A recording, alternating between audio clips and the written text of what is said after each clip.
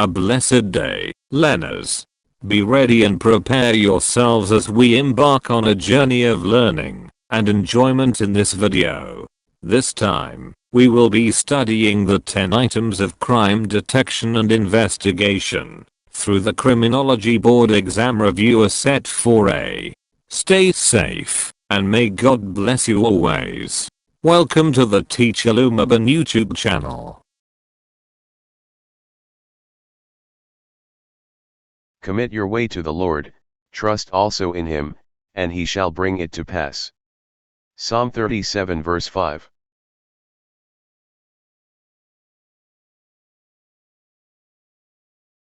The simple questioning of a person who is cooperating in the investigation. Letter A. Interview. Letter B. Inquiry. Letter C. Interrogation. Letter D. Instrumentation.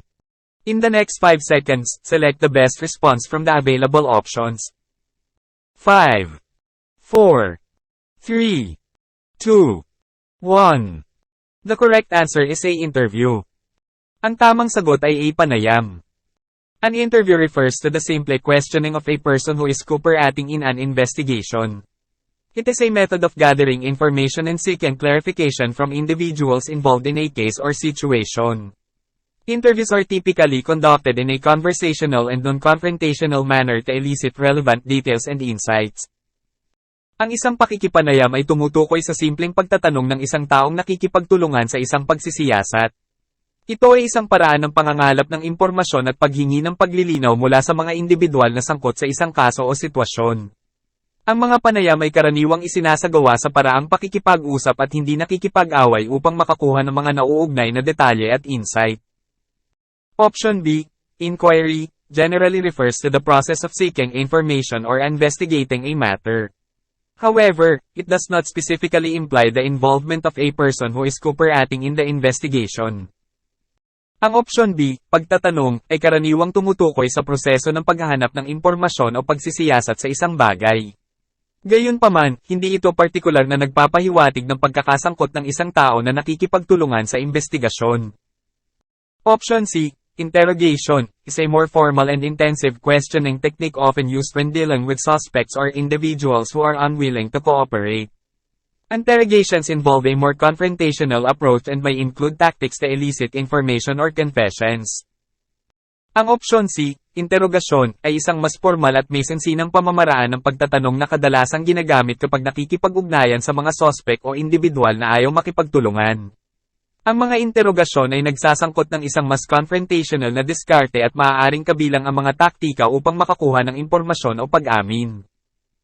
Option D, Instrumentation, is unrelated to the concept of questioning individuals in an investigation. It generally refers to the use of instruments or tools for scientific or technical purposes. Ang option D, Instrumentation, ay walang kaugnayan sa konsepto ng pagtatanong sa mga individual sa isang investigasyon. Ito ay karaniwang tumutukoy sa paggamit ng mga instrumento o kasangkapan para sa mga layuning pang-agham o teknikal. Therefore, the most appropriate answer is A. Interview, as it accurately describes the simple questioning of a person who is cooperating in the investigation. Sa makatuwid, ang pinakaangkop na sagot ay A. Panayam, dahil tumpak nitong inilalarawan ang simpleng pagtatanong ng isang taong nakikipagtulungan sa investigasyon.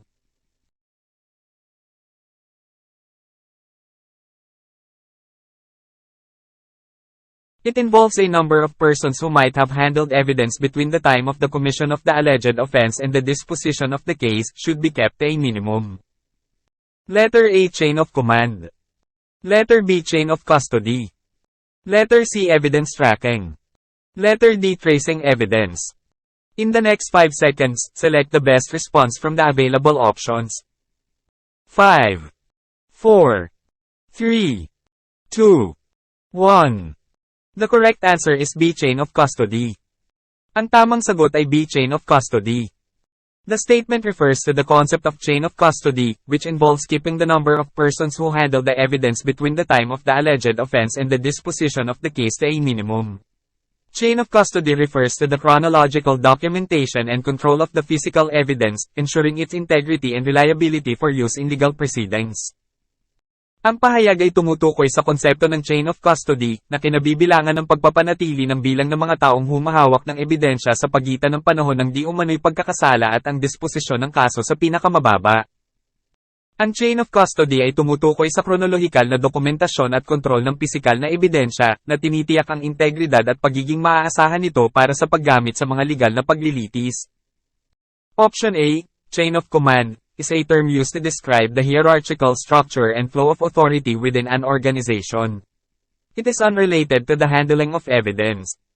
Ang option A, Chain of Command, ay isang terminong ginamit upang ilarawan ang hierarchical na istruktura at daloy ng awtoridad sa loob ng isang organisasyon. Ito ay walang kaugnayan sa paghawak ng ebidensya. Option C, Evidence tracking, generally refers to the process of monitoring and documenting the movement and location of evidence during an investigation. While related, it does not specifically address the need to minimize the number of persons handling the evidence.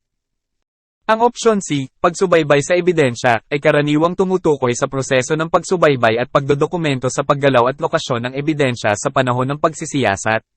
Habang may kaugnayan, hindi nito partikular na tinutugunan ang pangangailangan na bawasan ang bilang ng mga taong humahawak ng ebidensya. Option D, Tracing evidence, typically refers to the process of identifying the origin or path of evidence to establish its source or movement. It does not specifically address the importance of limiting the number of individuals involved in handling the evidence. Ang option D, ang pagsubaybay sa ebidensya, ay karaniwang tumutukoy sa proseso ng pagtukoy sa pinanggalingan o landas ng ebidensya upang itatag ang pinagmulan o paggalaw nito. Hindi nito partikular na tinutugunan ang kahalagahan ng paglilimita sa bilang ng mga individual na kasangkot sa paghawak ng ebidensya.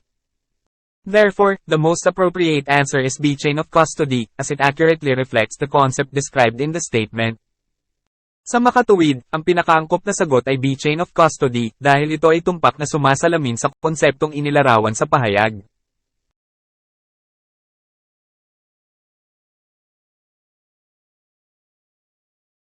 A kind of evidence that may link the suspect to the crime scene or offense.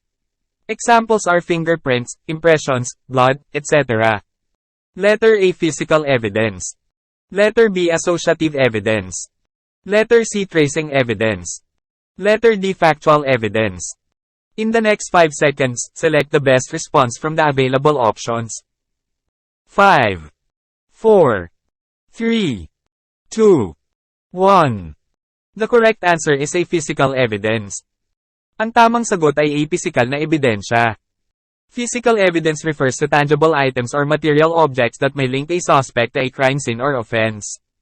Examples of physical evidence include fingerprints, impressions, such as shoe prints or tire tracks, blood samples, DNA, fibers, weapons, and any other physical items that can be collected and analyzed in relation to a criminal investigation.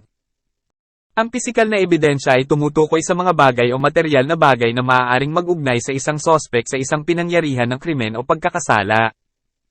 Kasama sa mga halimbawa ng pisikal na ebidensya ang mga fingerprint, mga impression, gaya ng mga tatak ng sapatos o mga track ng gulong, mga sample ng dugo, DNA, mga hibla, armas, at anumang iba pang pisikal na bagay na maaaring kolektahin at suriin kaugnay ng isang kriminal na investigasyon. Option B, associative evidence, is not a commonly used term in the context of criminal investigations. It does not specifically refer to evidence that links a suspect to a crime scene or offense. Ang option B, kaugnay na ebidensya, ay hindi karaniwang ginagamit na termino sa konteksto ng mga pagsisiyasat ng kriminal. Hindi ito partikular na tumutukoy sa ebidensya na nag-uugnay sa isang sospek sa isang pinangyarihan ng krimen o pagkakasala. Option C, tracing evidence, typically refers to the process of tracking or following the movement or origin of evidence, as mentioned in the previous question. It is not specifically related to evidence that links a suspect to a crime scene. Ang option C, ang pagsubaybay sa ebidensya, ay karaniwang tumutukoy sa proseso ng pagsubaybay o pagsunod sa paggalaw o pinagmulan ng ebidensya, tulad ng nabanggit sa nakaraang tanong. Hindi ito partikular na nauugnay sa ebidensya na nag-uugnay sa isang sospek sa isang pinangyarihan ng krimen. Option D, factual evidence, is a more general term that can encompass various types of evidence, including physical evidence. However, it does not specifically convey the idea of evidence that links a suspect to a crime scene or offense. Ang opsyon D, makatotohanang ebidensya, ay isang mas pangkalahatang termino na maaaring sumaklaw sa iba't ibang uri ng ebidensya, kabilang ang pisikal na ebidensya. Gayunpaman, hindi ito partikular na naghahatid ng ideya ng ebidensya na nag-uugnay sa isang sospek sa isang pinangyarihan ng krimen o pagkakasala. Therefore, the most appropriate answer is a physical evidence, as it accurately describes the type of evidence mentioned in the statement. Sa makatuwid, ang pinakaangkop na sagot ay pisikal na ebidensya, dahil tumpak nitong inilalarawan ang uri ng ebidensya na binanggit sa pahayag.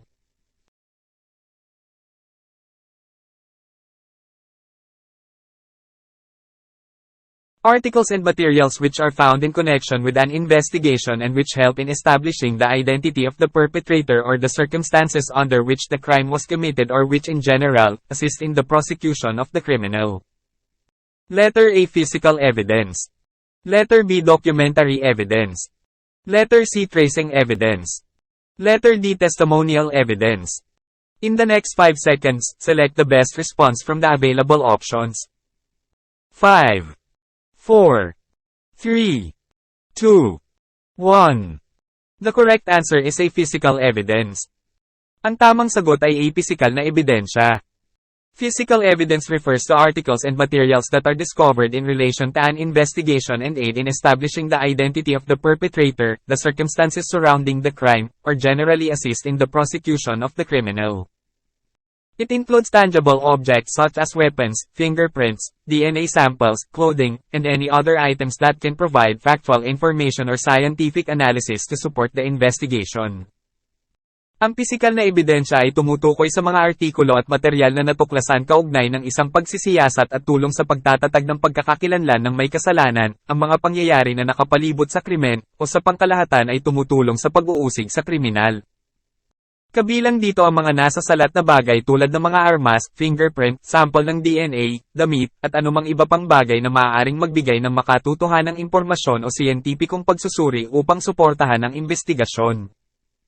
Option B, documentary evidence, pertains to written or recorded materials, such as documents, contracts, photographs, or videos, which can serve as evidence in a legal case.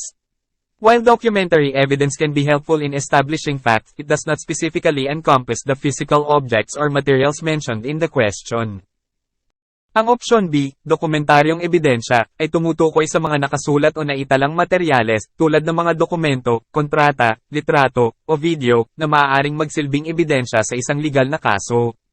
Bagamat maaaring makatulong ang dokumentaryong ebidensya sa pagtatatag ng mga katotohanan, hindi ito partikular na sumasaklaw sa mga pisikal na bagay o materyales na binanggit sa tanong. Option C, tracing evidence, is not a recognized term in the context of evidence collection or investigation. It does not accurately describe the materials found or their role in the investigation. Ang opsyon C, ang pagsubaybay sa ebidensya, ay hindi kinikilalang termino sa konteksto ng pangungulekta o pagsisiyasat ng ebidensya. Hindi nito tumpak na inilalarawan ng mga materyal na natagpuan o ang kanilang papel sa pagsisiyasat. Option D, testimonial evidence, involves statements or testimony given by witnesses or individuals involved in the case. It typically includes their personal observations, experiences, or knowledge related to the events in question. While testimonial evidence can be valuable, it does not encompass the physical articles and materials mentioned in the statement. Ang opsyon D, ebidensya ng testimonya, ay nagsasangkot ng mga pahayag o testimonya na ibinigay ng mga saksi o individual na sangkot sa kaso. Karaniwang kasama rito ang kanilang mga personal na obserbasyon, karanasan, o kaalaman na nauugnay sa mga pangyayaring pinag-uusapan. Bagamat maaaring maging mahalaga ang ebidensya ng testimonial, hindi ito sumasaklaw sa mga pisikal na artikulo at materyales na binanggit sa pahayag.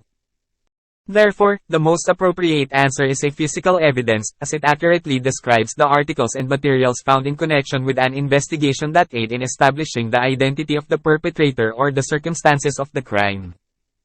Sa makatuwid, ang pinakaangkop na sagot ay pisikal na ebidensya, dahil tumpak nitong inilalarawan ang mga artikulo at materyales na natagpuan kaugnay ng pagsisiyasat na tumutulong sa pagtatatag ng pagkakakilanlan ng may kasalanan o sa mga pangyayari ng krimen.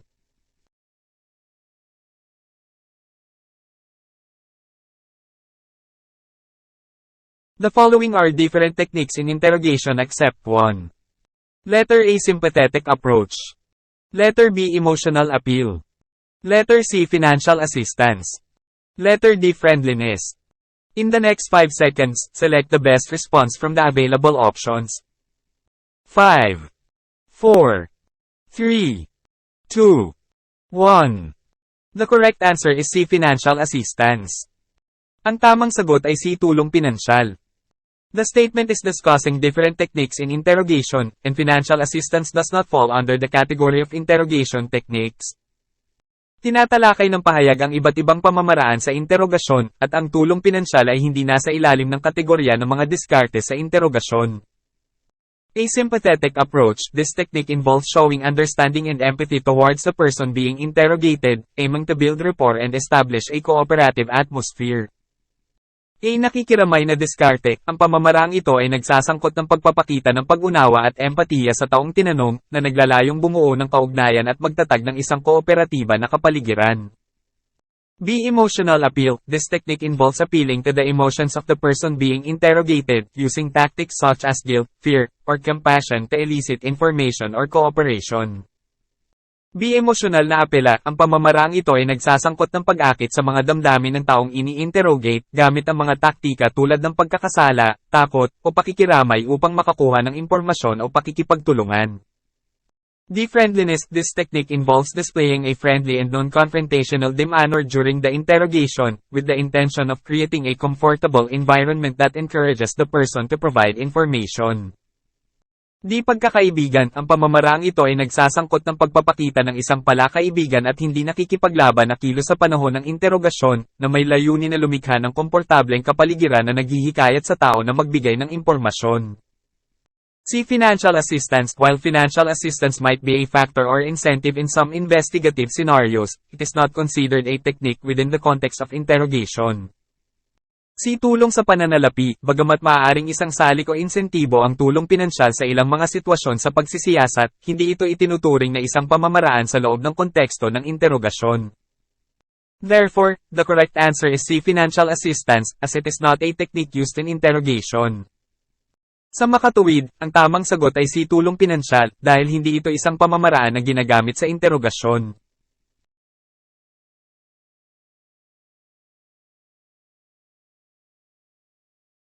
This may be applicable to a crime scene that is approximately circular or oval.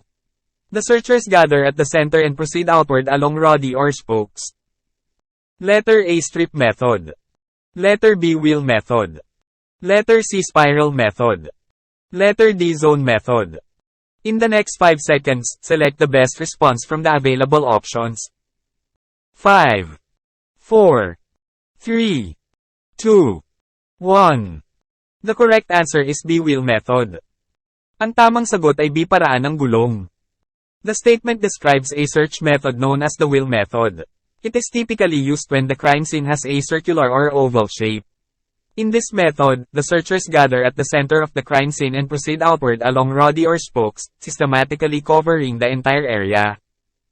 This method allows for a thorough and organized search of the crime scene, ensuring that no areas are missed. Inilalarawan ng pahayag ang isang paraan ng paghahanap na kilala bilang paraan ng gulong. Karaniwan itong ginagamit kapag ang pinangyarihan ng krimen ay may pabilog o hugis-itlog na hugis. Sa pamamaraang ito, ang mga naghahanap ay nagtitipon sa gitna ng pinangyarihan ng krimen at nagpapatuloy palabas sa roddy o spokes, na sistematikong sumasakop sa buong lugar. Ang pamamaraang ito ay nagbibigay daan para sa isang masusing at organisadong paghahanap sa pinangyarihan ng krimen, na tinitiyak na walang mga lugar na napalampas. Option A, strip method, involves dividing the crime scene into strips and searching each strip in a systematic manner, typically from one end to the other. It is more suitable for linear or rectangular crime scenes. Ang option A, strip method, ay nagsasangkot ng paghahati sa pinangyarihan ng krimen sa mga strip at paghahanap sa bawat strip sa isang sistematikong paraan, karaniwang mula sa isang dulo hanggang sa isa. Ito ay mas angkop para sa mga linear or rectangular na eksena sa krimen. Option C, spiral method, involves starting at a central point and moving in a spiral pattern towards the outer edges of the crime scene. While it involves an outward movement, it does not specifically mention roddy or spokes like the description provided. Ang option C, spiral method, ay nagsasangkot ng pagsisimula sa gitnang punto at paglipat sa spiral pattern patungo sa mga panlabas na gilid ng pinangyarihan ng krimen.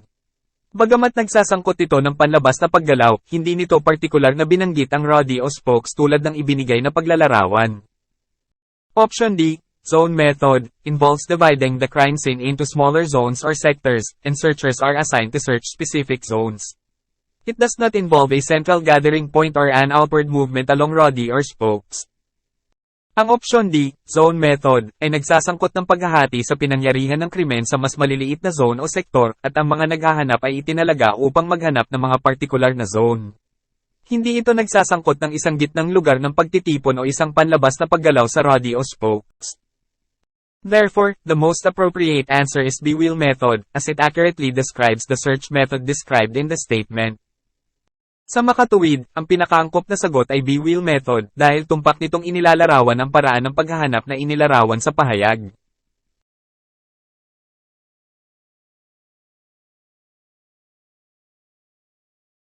The area to be searched is divided into quadrants and each searcher is assigned to one quadrant. Letter A strip method. Letter B wheel method. Letter C spiral method. Letter D zone method. In the next 5 seconds, select the best response from the available options. 5, 4, 3, 2, 1. The correct answer is D zone method. Ang tamang sagot ay D zone method. The zone method is a search technique where the area to be searched is divided into quadrants, and each searcher is assigned to one specific quadrant. This method ensures systematic coverage of the entire search area by allocating specific zones to individual searchers. Ang zone method ay isang diskarte sa paghahanap kung saan ang lugar na hahanapin ay nahahati sa mga quadrant, at ang bawat naghahanap ay itinalaga sa isang partikular na quadrant. Tinitiyak ng pamamaraang ito ang sistematikong saklaw ng buong lugar ng paghahanap sa pamamagitan ng paglalaan ng mga partikular na zone sa mga individual na naghahanap. Option A, the strip method, involves dividing the search area into strips and searching each strip sequentially. This method is commonly used in open or linear areas.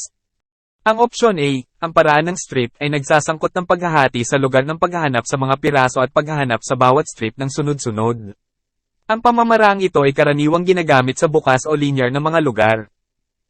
Option B, the wheel method, is a search technique where searchers start at a central point and radiate outwards like spokes on a wheel. This method is often used in search and rescue operations. Ang option B, ang paraan ng gulong, ay isang diskarte sa paghahanap kung saan nagsisimula ang mga naghahanap sa isang gitnang punto at nagliliwanag palabas tulad ng mga spoke sa isang gulong. Ang paraang ito ay kadalasang ginagamit sa paghahanap at pagliligtas. Option C, the spiral method, involves searchers starting at a central point and moving outward in a circular or spiral pattern. This method is often used in situations where a concentrated search is required in a specific area. Ang option C, ang spiral method, ay nagsasangkot ng mga naghahanap na nagsisimula sa isang gitnang punto at lumilipat palabas sa isang pabilog o spiral pattern. Ang pamamaraang ito ay kadalasang ginagamit sa mga sitwasyon kung saan ang isang puro paghahanap ay kinakailangan sa isang partikular na lugar. Therefore, the most appropriate answer is the zone method, as it accurately describes the division of the search area into quadrants and the assignment of searchers to specific zones. Sa makatuwid, ang pinakaangkop na sagot ay ang paraan ng D-zone, dahil tumpak nitong inilalarawan ang paghahati ng lugar ng paghahanap sa mga quadrant at ang pagtatalaga ng mga naghahanap sa mga partikular na zone.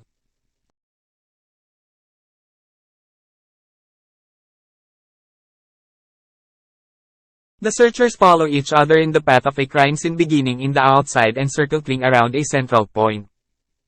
Letter A strip method. Letter B wheel method. Letter C spiral method. Letter D zone method. In the next 5 seconds, select the best response from the available options. 5, 4, 3, 2, 1. The correct answer is C spiral method. Ang tamang sagot ay C spiral method. The spiral method is a search pattern used in crime scene investigations where searchers follow each other in a path that begins on the outside and gradually circles around a central point. This method is commonly employed when searching large outdoor areas or scenes where the exact location of evidence is uncertain. The spiral pattern allows for a systematic and comprehensive search, starting from the outermost area and progressively moving inward in a spiral motion. Ang spiral method ay isang pattern ng paghahanap na ginagamit sa mga pagsisiyasat sa pinangyarihan ng krimen kung saan sinusundan ng mga naghahanap ang isa't isa sa isang landas na nagsisimula sa labas at unti-unting umiikot sa isang gitnang punto. Ang paraang ito ay karaniwang ginagamit kapag naghahanap ng malalaking panlabas na lugar o mga eksena kung saan ang eksaktong lokasyon ng ebidensya ay hindi tiyak. Ang spiral pattern ay nagbibigay daan para sa isang sistematiko at komprehensibong paghahanap, simula sa pinakalabas na lugar at unti-unting gumagalaw papasok sa isang spiral motion. Option A, strip method, involves dividing a search area into parallel strips that are searched systematically from one end to the other. This method is typically used for areas with defined boundaries or where a linear search pattern is appropriate. Ang option A, strip method, ay nagsasangkot ng paghahati ng lugar ng paghahanap sa parallel strips na sistematikong hinanap mula sa isang dulo hanggang sa kabilang dulo. Karaniwang ginagamit ang paraang ito para sa mga lugar na may tinukoy na mga hangganan o kung saan naangkop ang isang linear na pattern ng paghahanap. Option B, wheel method, is a search pattern where searchers move from a central point outward along several radiating lines, resembling the spokes of a wheel. This method is commonly used when searching small, confined areas or when the point of origin of evidence is known. Ang option B, paraan ng gulong, ay isang pattern ng paghahanap kung saan gumagalaw ang mga naghahanap mula sa isang gitnang punto palabas kasama ang ilang mga linyang nagliliwanag, nakahawig ng mga spokes ng isang gulong. Ang paraang ito ay karaniwang ginagamit kapag naghahanap ng maliliit, nakakulong na mga lugar o kapag alam ang punto ng pinagmulan ng ebidensya.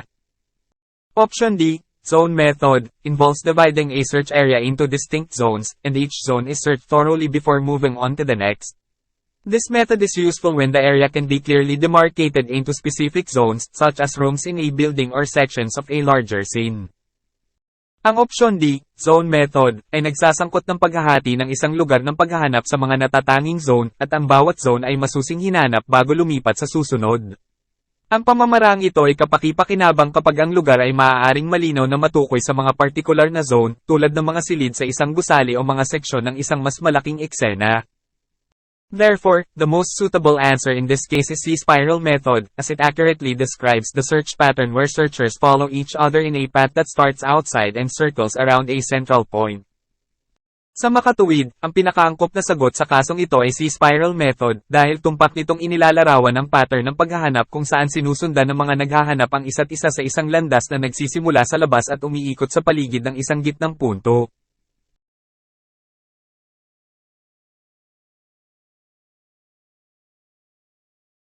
A kind of gathering information whereby a subject is being followed. Letter A, convoy. Letter B, caravan. Letter C, tailing. Letter D, surveillance. In the next 5 seconds, select the best response from the available options. 5, 4, 3, 2, 1. The correct answer is C, tailing. Ang tamang sagot ay C, tailing. Tailing refers to a method of gathering information where a subject is being followed. It typically involves discreetly monitoring and observing the activities, movements, and interactions of a person or group of interest. Ang tailing ay tumutukoy sa isang paraan ng pangangalap ng impormasyon kung saan sinusunod ang isang paksa. Karaniwang kinabibilangan ito ng maingat na pagsubaybay at pagmamasid sa mga aktibidad, galaw, at pakikipag-ugnayan ng isang tao o grupo ng interes. Option A, convoy, refers to a group of vehicles or people traveling together for protection or assistance, and it does not specifically involve gathering information or following a subject. Ang option A, convoy, ay tumutukoy sa isang grupo ng mga sasakyan o mga taong magkasamang naglalakbay para sa proteksyon o tulong, at hindi ito partikular na kinasasangkutan ng pangangalap ng impormasyon o pagsunod sa isang paksa. Option B, caravan, typically refers to a group of travelers journeying together for mutual support or convenience. It is unrelated to the concept of gathering information by following a subject. Ang option B, caravan, ay karaniwang tumutukoy sa isang grupo ng mga manlalakbay na magkasamang naglalakbay para sa kapwa-suporta o kaginhawahan. Ito ay walang kaugnayan sa konsepto ng pangangalap ng impormasyon sa pamamagitan ng pagsunod sa isang paksa. Option D, surveillance, refers to the systematic observation and monitoring of individuals, places, or objects for various purposes, including gathering information. Surveillance can involve techniques such as visual observation, electronic monitoring, or other methods to gather information. Ang opsyon D, pagsubaybay, ay tumutukoy sa sistematikong pagmamasid at pagsubaybay sa mga individual, lugar, o bagay para sa iba't ibang layunin, kabilang ang pangangalap ng impormasyon. Ang pagsubaybay ay maaaring may kasamang mga diskarte tulad ng visual na pagmamasid, elektronikong pagsubaybay, o iba pang mga paraan upang mangalap ng impormasyon. While surveillance is a broader term that encompasses various methods, tailing specifically refers to the act of following a subject to gather information, making it the most appropriate answer in this context. Bagamat ang pagsubaybay ay isang mas malawak na termino na sumasaklaw sa iba't ibang pamamaraan, partikular na tumutukoy ang tailing sa pagkilos ng pagsunod sa isang paksa upang mangalap ng impormasyon, na ginagawa itong pinakaangkop na sagot sa kontekstong ito. Therefore, the correct answer is C. Tailing. Sa makatuwid, ang tamang sagot ay C. Tailing.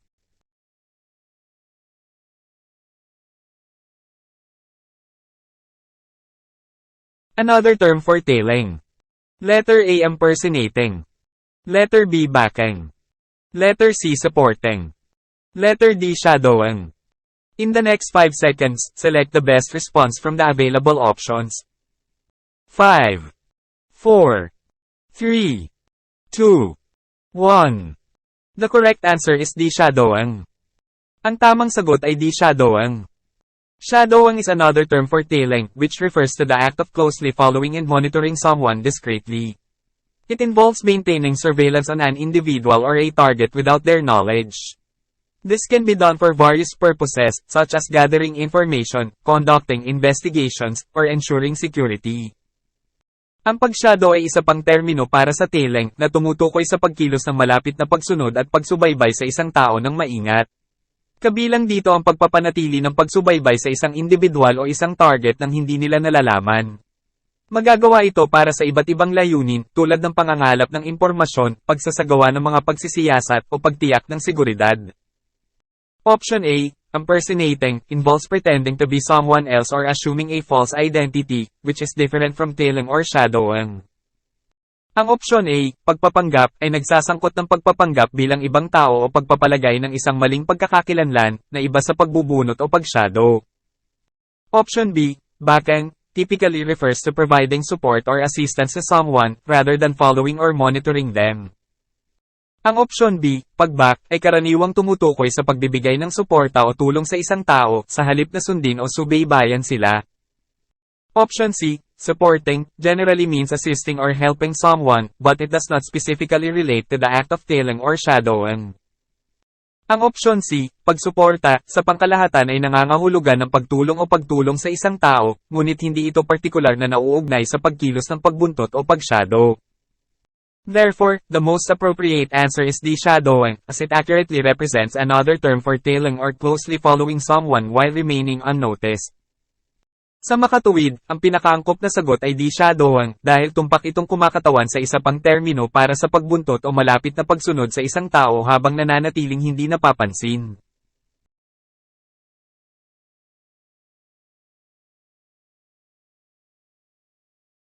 I can do all things through Christ who strengthens me. Philippians 4 verse 13.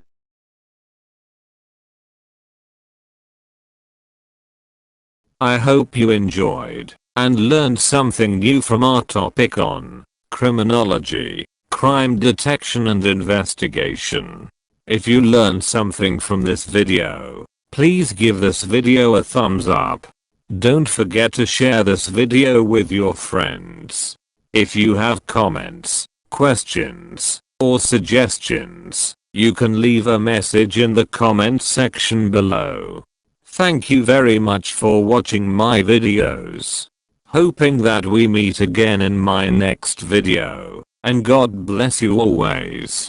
It is the Teacher Lumaban YouTube channel.